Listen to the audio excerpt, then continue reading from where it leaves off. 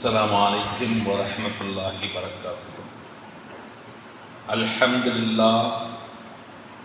لله نحمده ونستعينه ونستغفره ونؤمن به ونتوكل عليه ونعوذ بالله من شرور أنفسنا ومن سيئات أعمالنا. من يهد الله فلا مضل له ومن يضلل فلا هادي له. ونشهد أن لا إله إلا الله وحده لا شريك له ونشهد أن محمدا عبده ورسوله. اللهم صل على محمد وعلى آل محمد كما صليت على إبراهيم وعلى آل إبراهيم إنك حميد مجيد. اللهم بارك على محمد وعلى آل محمد كما باركت على إبراهيم وعلى آل إبراهيم إنك حميد مجيد. يا أيها الذين آمنوا اتقوا الله حق تقاته ولا تموتن إلا وأنتم مسلمون. يا أيها الذين آمنوا اتقوا الله وقولوا قولا سديدا يصلح لكم أعمالكم ويغفر لكم ذنوبكم ومن يطع الله ورسوله فقد فاز فوزا عظيما. يا أيها الناس اتقوا ربكم الذي خلقكم من نفس واحدة وخلق منها زوجها وبث منهما رجالا كثيرا ونساء فاتقوا الله الذي تساءلون به والأرحام إن الله كان عليكم رقيبا. رب اشرح لي صدري ويسر لي أمري واحلل عقدة من لساني يفقهوا قولي. سبحانك لا علم لنا إلا ما علمتنا إنك أنت العليم الحكيم. خير الكلام كلام الله وخير السنن سنن محمد مصطفى صلى الله عليه وسلم. شر الأمور محدثاتها وكل محدثة بدعة وكل بدعة ضلالة وكل ضلالة في النار. கண்ணியத்திற்கும் மதிப்பிற்கும் உரிய எல்லாம் அல்ல அல்லாஹ்வின் நல்லடியார்களே, நாம் எல்லாம் அல்லாஹ் ரப்பல் ஆலமீனுடைய இறையெல்லாம் பள்ளிவாசலிலே அமர்ந்து அல்லாஹ்விடத்திலே தூய எண்ணத்துடன் பிரார்த்தித்து அல்லாஹ்வுடைய கடமையை நிறைவேற்ற வேண்டும் என்ற நல்ல நோக்கிலே அமர்ந்து கொண்டு அல்லாஹ்விடத்திலே பிரார்த்தித்த வண்ணம் இருக்கின்றோம். எல்லாம் அல்ல அல்லாஹ் ரப்பல் ஆலமீன் நம்முடைய பிரார்த்தனை எல்லாம் அங்கீகரித்து நம்முடைய நல்லவர்களை எல்லாம் அங்கீகரித்து நாளை மறுமை ஜன்னாத்துல் ஃபிர்தௌஸ் என்று சொல்லக்கூடிய உயர்ந்த சொர்க்கத்தில் நம்மையும் நம்மவருடைய குடும்பத்தார்களையும் ஒன்றிணைப்பானாக, ஏற்றுக்கொள்வானாக, மக்பூலான ஒரு அமர்வாக அல்லாஹ் ரப்பல் ஆலமீன் அங்கீகரிப்பானாக என வேண்டி என்னுடைய இந்த ஜும்மாவுடைய முதல் ஹுத்பா பிரசங்கத்தை ஆரம்பிக்கின்றேன். அல்லாஹ் ரப்பல் ஆலமீன் திருமறை குர்ஆனிலே சொல்லும் போது يريدون أن يطفئوا نور الله بأفواههم ويأبى الله إلا أن يتم نوره ولو كره الكافرون. يريدون أن يطفئوا نور الله, அல்லாஹ்வுடைய ஒளியை அவர்களுடைய வாயினால் ஊதி அணைக்க விரும்புகிறார்கள், ஊதி அணைக்க நாடுகிறார்கள். ويأبى الله إلا أن يتم نوره, அல்லாஹ் ரப்பல் ஆலமீன் அவனுடைய ஒளியை முழுமைப்படுத்துவதை தவிர விடமாட்டான், முழுமைப்படுத்தி ஆவான். வலவு கரிகள் காஃபிரூன், காஃபிரான நிராகரிப்பாளான அந்த மக்கள் அவர்கள் வெறுத்தாலும் அல்லாஹ் ரப்பல் ஆலமீன் தன்னுடைய ஒளியை முழுமைப்படுத்தியதை தவிர அல்லாஹ் விடமாட்டான் என்று அல்லாஹ் திருமறை குர்ஆனிலே சொல்கிறான். அப்போ அல்லாஹ்வுடைய ஒளி என்றால் அது அல்லாஹ்வுடைய திருமறை குர்ஆனும் அல்லாஹ்வுடைய சட்டதிட்டங்கள் தான் இதனுடைய பொருளாக இருக்கிறது.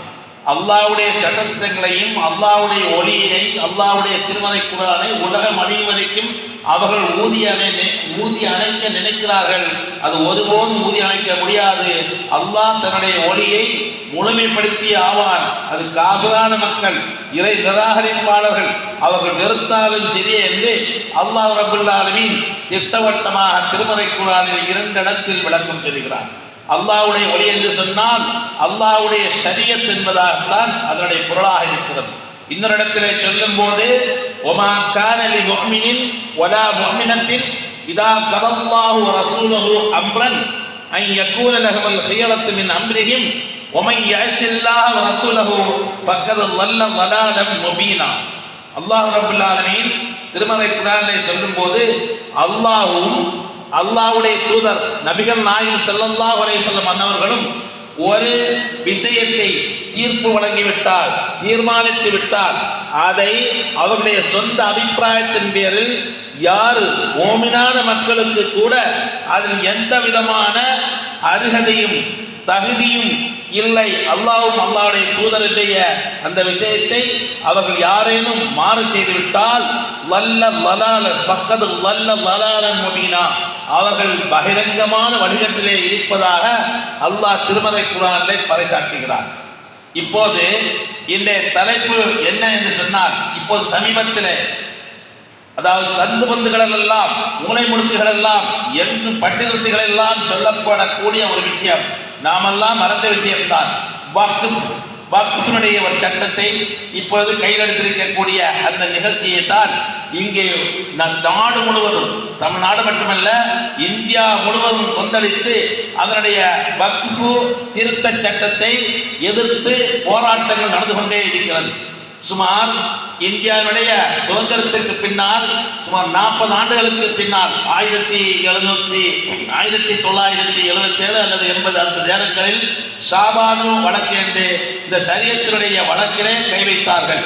அது சிறிது காலம் அந்த நீதிமன்றங்களை நடந்து ஒரு முடிவுக்கு வந்தது. அதற்கு பின்னால் சமீபத்தில் தொடர்ந்து சிவில் சட்டம், முத்தலாக்கு சட்டம், ஹிஜாபு, என்ஆர்சி, சிஏ, லவ் ஜிஹாத் என்று ஒரு ஜிஹாத், அதாவது யாராவது அவர்கள் திருமணத்துக்காக அவர்கள் காதலித்தார்கள் இஸ்லாத்திலே கொண்டு போட்டு அது லவ் ஜிஹாத் என்று கொண்டு வந்தார்கள். இஸ்லாமிய தீவிரவாதம் இப்படியெல்லாம் அடுக்கி கொண்டு விட்டு இப்போது வக்ஃபில் கை வைத்து விட்டார்கள். வக்ஃப் என்றால் என்ன? வக்ஃப் என்றால் வக்ஃபினுடைய விஷயத்தை யாருக்கும் தெரியாது. வக்ஃப் போர்டு என்று நான் உட்பட அது வக்ஃப் போர்டு என்று நினைத்துக் கொண்டிருந்தோம். வக்ஃப் போர்டு என்றால் என்ன? பெரும் தனவந்தர்கள், பெரும் சீமான்கள், கொடை வள்ளல்கள் தன்னுடைய சொத்தை அவர்கள் எழுதியும் எழுதாமலும் வாக்குதானத்திலும் இந்த சொத்தை அல்லாஹ்வுக்காக, பள்ளிவாசலுக்காக, எத்தீம்கானாக்காக, மதரசாக்காக, இன்னும் நல்ல நோக்கத்திற்காக, மருத்துவ வசதிக்காக, கல்விக்காக அவர்கள் என்னுடைய இஸ்லாமிய சமுதாய மக்கள், ஏழை மக்களுக்கு பயன்பட வேண்டும் என்ற நல்ல நோக்கத்திலே அவர்கள் வக்ஃப் செய்தது. வக்ஃப் என்றால் நிற்குதல், அதை அப்படியே நிரந்தரமாக ஆக்குதல் என்பதாக அதன் பொருள். சதக்கத்தின் ஜாரியா, தான தர்ம அடிப்படையிலே அவர்கள் முற்காலங்களில் எல்லாம் அது பத்திரமாக இல்லை, வாய்மொழியாகவே அவர்கள் வழங்கிவிட்டார்கள். இந்த காலங்களில் அது பத்திரமாக ஆக்கப்பட்டது.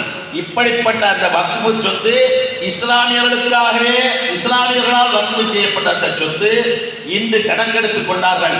அதாவது இந்திய அளவில் இராணுவத்துக்கு அடுத்தபடியாக, அது வந்து ரயில்வேக்கு அடுத்தபடியாக 3வது இடத்தில் இஸ்லாமியர்களுடைய அந்த வக்ஃபு சொத்து இருக்கிறது. அப்படி 9 லட்சத்துக்கும் மேற்பட்ட ஏக்கர் இடம் இருக்கிறது, விலை மதிப்புள்ள இடங்கள் இருக்கிறது.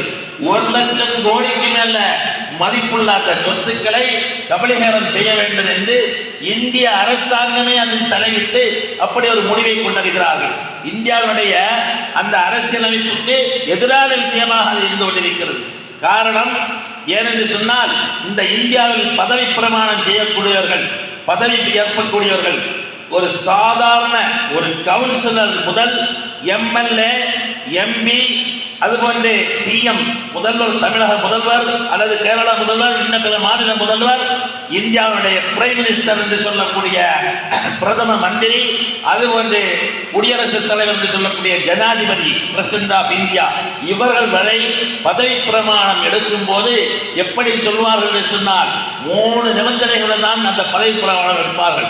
முதல் நிபந்தனை, இந்தியாவுடைய இறை ஆண்மைக்கும் மத சார்பின்மைக்கும் எதிராக நான் இருக்க மாட்டேன், இந்தியாவின் அரசியலமைப்புக்கு கட்டுப்பட்டு என்னுடைய பொறுப்பை நான் கையாள்வேன், இந்தியாவின் ஜனநாயகத்துக்கு உட்பட்டு தான் நான் இங்கே என்னுடைய பதவியை நான் தொடர்வேன் என்று இந்த 3 பதவி பிரமாணங்களை மேற்கொண்டு அங்கே பதவி பிரமாணம் எடுத்துவிட்டு இது அத்தனையும் அவர்கள் என்ன செய்வார்கள் என்றால், இவர்கள் அந்த 3ஐயும் இழந்துள்ள நிலைமையில் இப்போது இந்த வக்ஃபு திருத்த சட்டம், வக்ஃபினுடைய சொத்துக்கள் அனைத்தும் இஸ்லாமியர்களை சொத்து, இஸ்லாமியர்களுக்காக பயன்பட வேண்டும் என்று கொடுத்திருந்தாலும் அரசாங்கம் அதை கண்காணித்து அந்த வக்ஃப் போர்டு என்ற ஒரு இதை நியமித்து அதில் சுமார் 7% 10 லட்சம் ரூபாய் வருமானம் வருமானால் 7% வைத்து 70,000 ரூபாய் அரசாங்கத்துக்கு சகாய வரி என்று சொல்லக்கூடிய ஒரு வரியை மேற்கொள்வார்களாம்.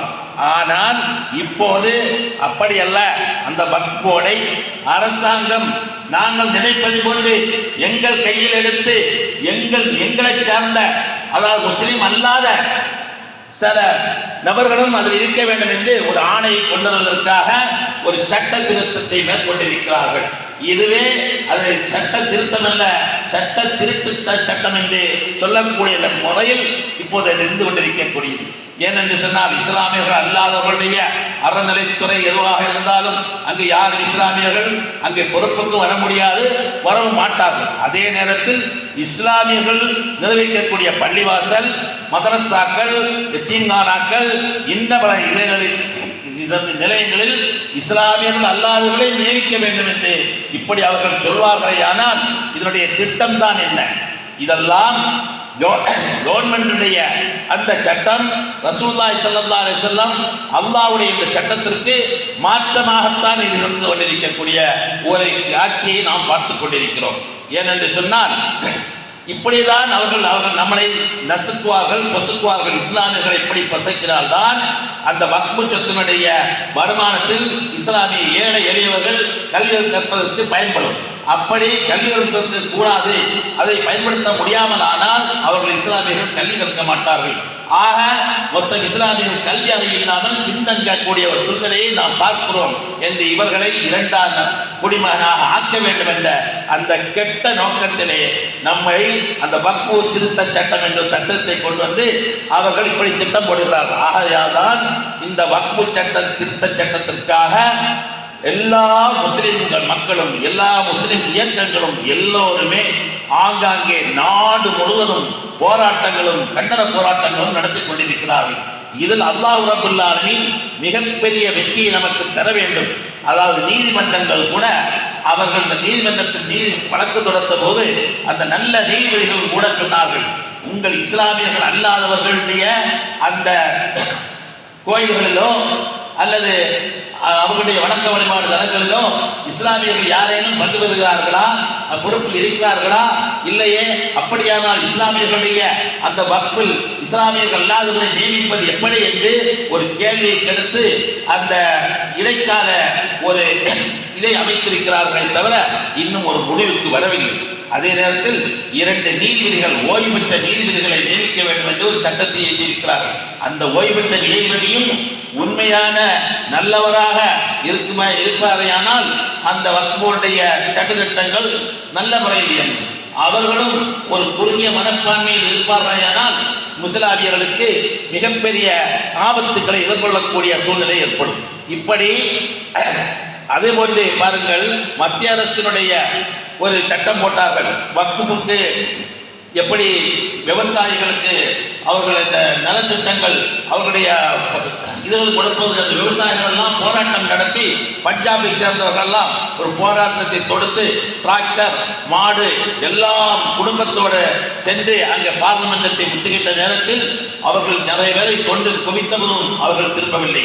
ஒன்று வாழ்வா அல்லது நாங்கள் சாவா என்ற முடிவு தந்த நேரத்தில் அவர்கள் அதை வெற்றி கொண்டார்கள். அதை போன்று இஸ்லாமியர்களாக இருக்கிற நாமும் ஓரளவு, ஒரு அணு அளவு நமக்கு ஈமான் இருக்குமே, ஆனால் இதை எதிர்த்து ஆங்காங்கே நாம் பொருள் கொடுக்கக்கூடிய லெவலில் நாம் இருக்க வேண்டும். மட்டுமல்ல, அல்லாஹ்விடத்திலும் பிரார்த்திக்க வேண்டும். அல்லாஹ் அந்த பிரார்த்தனையை அங்கீகரிக்க வேண்டும். ஏனென்று சொன்னால் நம்முடைய சமுதாயம் தொடர்ந்து வஞ்சிக்கப்பட்டு கொண்டுதான் இருக்கக்கூடிய ஒரு சமுதாயமாக நாம் இருந்து கொண்டிருக்கிறோம். இந்த வக்ஃபு திருத்த சட்டத்தில் ஆலிம்கள் யாராவது இருக்கிறார்கள் என்று சொன்னால் எந்த ஆலிம்களும், கல்வி அறிவு பெற்ற ஸ்காலர்கள் சொல்லக்கூடிய கல்விமான்கள் யாரும் இல்லை. இந்த ஷரியத் சட்டத்தை தெரிந்த கல்விமான்களை நியமிக்க வேண்டும், அவர்களிடத்தில் ஆலோசனை பெற வேண்டும். அப்படி யாரும் இல்லை. பிரிட்டிஷ் ஆட்சியில் கூட அவர்கள் என்ன செய்வார்கள் சொன்னால், இஸ்லாமியர்களுக்கு ஒரு பிரச்சனையா, இஸ்லாமியர்களுக்கு ஒரு சட்ட பிரச்சனையா, ஷரியத் பிரச்சனையா, அவர்களெல்லாம் ஆலிம்களை எல்லாம் அழைத்து பேசுகிறார்களாம். அப்படி ஆங்கிலேயர்களுக்கு சிறுபான்மையினத்தில் இருக்கக்கூடிய ஒரு மதிப்பு கூட நம்முடைய நாட்டில் இருக்கக்கூடிய நாட்டு ஆட்சியாளர்களுக்கு இல்லாமல் இருப்பதுதான் பெரிய அதிசயத்தக்க ஒரு விஷயமாக இருக்கிறது. கேவலப்படக்கூடிய கேவலமாக இருக்கிறது. எப்படி சொன்னால் இவர்களெல்லாம் பரிபாலனம் செய்வதற்கு மாவட்ட ஆட்சியாளரை நியமிக்க வேண்டும் என்று அவர்கள் சொல்கிறார்கள். அதே நேரத்தில் பாருங்கள், இஸ்லாமிய நாடு என்று சொல்லக்கூடிய பாகிஸ்தானில் கூட இந்துக்களுக்கு என்று ஒரு வாரியம் இருக்கிறது. எப்படி நாம் இஸ்லாமியர்களுக்கு ஒரு வக்ஃப் போர்டு இருப்பதை போன்று பாகிஸ்தானில் இந்துக்களுக்கு ஒரு வாரியம் இருக்கிறது. அந்த வாரியத்தில் எந்த இஸ்லாமியரும் தலையிடக்கூடாது, தலையிட மாட்டார்கள். அதே போன்று பங்களாதேஷில் அங்கும் இந்துக்களுக்கு என்று ஒரு வாரியம் இருக்கிறதா, ஆனால் அங்கு கூட எந்த இஸ்லாமியரும் தலையிடவும் மாட்டார்கள், தலையிடவும் கூடாது. ஆனால் இங்கு இருக்கக்கூடிய இந்த வக்ஃப் போர்டில் இஸ்லாமியர்களின் சொத்தை கண்காணிக்க இஸ்லாமியர்கள் அல்லாத சில நபர்களை நியமிக்க வேண்டும் என்று ஒரு சட்டத்தை கொண்டாடுகிறார்கள் என்று சொன்னால் அதனுடைய திட்டம் தான் என்ன? அப்படியானால் ஏன் கொஞ்சம் பள்ளிவாசல்கள் பிரச்சனைகள் இருக்கிறது அல்லவா, அந்த பள்ளிவாசல்கள் எல்லாம் நீதிமன்றத்தில் இந்த பிரச்சனைக்குரிய பள்ளிவாசலை பற்றி பேசும் நேரத்தில் அவர்கள் ஒரு நல்ல நீதிபதிகள், நல்ல மனப்படைத்தவர்கள், அவர் நேர்மையான நீதிபதிகள் சொன்னார்கள், 1947 முன்னால் சுதந்திரம் நேங்கிய நேரத்தில் எந்தெந்த பள்ளிவாசல்கள், எந்தெந்த சர்ச்சுகள், எந்தெந்த இந்து கோயில்கள் எல்லாம் எப்படி இருந்ததோ அது அப்படியே தொடரட்டும், அது யாரும் மாறி மாறி நீங்கள் சொந்தம் கொண்டாட தேவையில்லை, அப்படியே அது தொடரட்டும் சொன்ன நேரத்தில், அந்த சட்டம் பாஸ் ஆன நேரத்தில் அது இவர்களுக்கு ரொம்ப சங்கடமாக இருக்கிறது. அதற்கு அப்போது என்ன செய்ய வேண்டும் என்று சொன்னால் 1991 மத வழிபாட்டு சட்டம், இந்த சட்டத்தை நல்ல நீதிபதிகள் மேற்கோள் காட்டி தீர்ப்பு வழங்கினார்கள். ஆஹா, இப்படியா இருக்கிறது என்று சொல்லி அந்த நீதிமன்றங்கள் வாயிலாக நேரடியாக பள்ளிவாசலை கைப்பற்ற முடியாது என்று முடிவானதும் அவர்கள் என்ன செய்வோம் என்று முடிவெடுத்து இப்படி வக்ஃபை நாம் கைப்பற்ற வேண்டும். வக்ஃபை கைப்பற்றினால் வக்ஃபுடைய சட்டத்திட்டங்களை மாற்றி எழுதி மதரசாக்கள் வக்ஃபில் இல்லை, யத்தீம்கானாக்கள், பள்ளிவாசல்கள் இப்படி எதுவுமே கிடையாது என்று தீர்ப்பு வழங்கலாம் என்று சொல்லி சதி திட்டம் தீட்டி இப்படி வக்ஃபில் 40 முதல் 44 திருத்த சட்டங்களை கொண்டு வந்திருக்கிறார்கள். இந்த புதிய வக்ஃபில் 22 பேர் மெம்பராக இருக்க வேண்டுமா, 22 பேர் உறுப்பினரில் 10 முஸ்லீம்கள் தான் இருக்க வேண்டும், 12 பேர் முஸ்லீம் அல்லாதவர்கள் இருக்க வேண்டும் என்று ஒரு சட்டத்தை கொண்டு வந்திருக்கிறார்கள். அந்த 12 பேரில் 10 பேர் ஆண்களாகவும் 2 பேர் பெண்களாகவும் இருக்க வேண்டும் என்றும், அதுபோன்று 5 வருடம் ஒருவர் முஸ்லீமாக இருந்தால் மட்டும்தான் அவர் தான தர்மத்தை வக்ஃப் செய்திருக்க வேண்டும், அவர் 5 வருடம் முஸ்லீமாக இருந்ததற்கு ஆவணங்களை காட்ட வேண்டும் என்றெல்லாம் ஒரு குறுகிய மனம் படைத்து இப்படி தாண்டோண்டித்தனமான ஒரு சட்டத்தை ஏற்றி அவர் அந்த சட்டத்தை நிலைநிறுத்துவதற்காக துடியாய் துடித்துக் கொண்டிருக்கிறார்கள். அதற்கு தான் உலகில் இந்தியா அளவில் இருக்கக்கூடிய அத்தனை முஸ்லிம்களும் தினம் தினம் காலையிலும் மாலையிலும் பொருள் கொடுத்து அவர்களிடத்திலே நாம் எதிர்ப்பை தெரிவித்து, ஏனென்று சொன்னால் இந்த எதிர்ப்பு தெரிவிப்பதனால் நமக்கு இன்ஷா அல்லாஹ் மிகப்பெரிய வெற்றி அல்லாஹ் தருவார் மட்டுமல்ல, நாளை மறுமையில் அல்லாஹ் ரப்பல் ஆலமீன் நம்ம எல்லாம் பார்த்து கேள்வி கேட்பான். இப்படி என்னுடைய ஷரியத்தில் சட்டத்தை மாற்ற காதுகள் துடித்து சட்டத்தை ஏற்ற திட்டம் போட்டார்களே, நீங்கள் எல்லாம் குரல் கொடுத்தீர்களா, எதிர்ப்பை தெரிவித்தீர்களா, அணுவளவேனும் உங்களுக்கு இறைநம்பிக்கை இருந்ததா என்று கேட்டால் நாமெல்லாம் அல்லாஹ்விடத்தில் சொல்வோம், அல்லாஹ் நான் உன்னுடைய ஷரியத்தினுடைய எதிர்ப்பு தெரிவித்து அவர்கள் இப்படி திட்டம் தீட்டியதை நாங்கள் குரல் கொடுத்தோம், இரவு பகலாக பிரார்த்தித்தோம் என்று நாம் கூறலாம். ஏனென்று சொன்னால் திருமறை குர்ஆனிலே அல்லாஹ் சொல்கிறான் அல்லவா, நபிமாக நின்ற தீர்க்கதரிசிகளும் வந்து திருமறை குர்ஆனிலே அல்லாஹ் சொல்கிறான், ரொம்ப நல்லவர்கள் வல்லவர்கள் வாழ்ந்த விஷயங்களையும் அல்லாஹ் சொல்கிறான். அதே போன்று நாசமாக போன நிறைய பேரை அல்லாஹ் சொல்கிறான். ஒருவன் ஃபிரௌன், அவன் என்ன சொன்னான், தன்னை தானே சொன்னான், அன ரப்புக்குமுல் அலா, நான் தான் பெரிய இறைவன், நான் தான் பெரிய இறைவன் என்று சொன்னானே, அவனுடைய நிலை என்ன ஆனது? அல்லாஹ் ரப்பல் ஆலமீன் சொல்கிறான், வஅகத்னா ஆல ஃபிரௌன வஅன்தும் தன்துரூன், கடலிலே அவன் மூழ்கடிக்கப்படுகிறான்.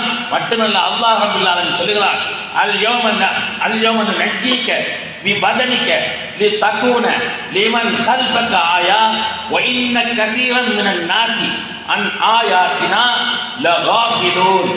நீ இப்படியா தன்னைத்தானே இறைவன் என்று சொல்லி எல்லா மக்களையும் அழிச்சாட்டியம் செய்து ஆண்களை எல்லாம் கொண்டு குவித்து பெண்களை எல்லாம் கேவலப்படுத்தக்கூடிய மிகப்பெரிய அரக்க குணமுடைய கொடிய அரக்கராக இருந்தாய் அல்லவா? உன்னுடைய நிலைமை எப்படி இருக்கிறது? கடலிலே தத்தளித்து மூழ்கி நீ இறந்து, அது மட்டுமல்ல உலகம் அழியும் வரைக்கும் எல்லா மக்களுக்கும் அல்யோமல் நஞ்சிக்க பதனிக்க உன்னுடைய உடம்பை நான் பாதுகாத்து வைப்பேன். நீ தக்கூன நிமன் ஹல்ஃபக்க ஆயா, உன்னுடைய பின்னால் வரக்கூடிய சமுதாயத்துக்கு அத்தாட்சியாக நான் தான் அல்லாஹ் என்று சொன்னானே அவரை பாருங்கள் என்று நான் காட்டிக் கொடுப்பதற்காக.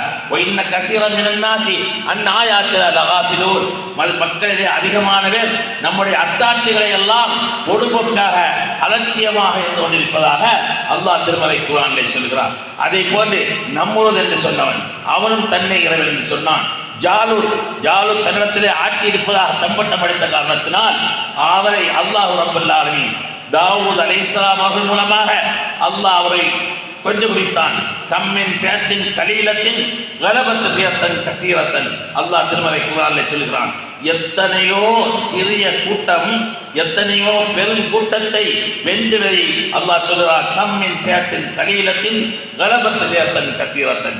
அதை போன்று காரூன் தன்னிடத்திலே செல்வச் செழிப்பு இருப்பதனால் என்னுடைய முயற்சியினால் தான் நான் இப்படி செல்வங்களை எல்லாம் சம்பாதித்து திரட்டி வைத்திருக்கிறேன் என்று இறைவனை மறந்து சொன்ன காரணத்தினால் அவனை அல்லாஹ் என்ன செய்தான் என்று திருமறை குர்ஆனிலே சொல்லுகிறார். அதேபோல அப்ரஹாம் மன்னன் அவன் காபாவை இடிக்க வந்த நேரத்தில் அவனுடைய நிலைமை அவன் தர கைஃப ஃபஅல ரப்புக பி அஸ்ஹாபில் ஃபீல் அலம் யஜல் கைதஹும் ஃபீ தத்லீலின் வ அர்ஸல அலைஹிம் தய்ரன் நபாபீல் தர்மீஹிம் பிஹிஜாரத்தின் மின் சிஜ்ஜீல் ஃபஜஅலஹும் கஅஸ்ஃபின் மஅகூல்.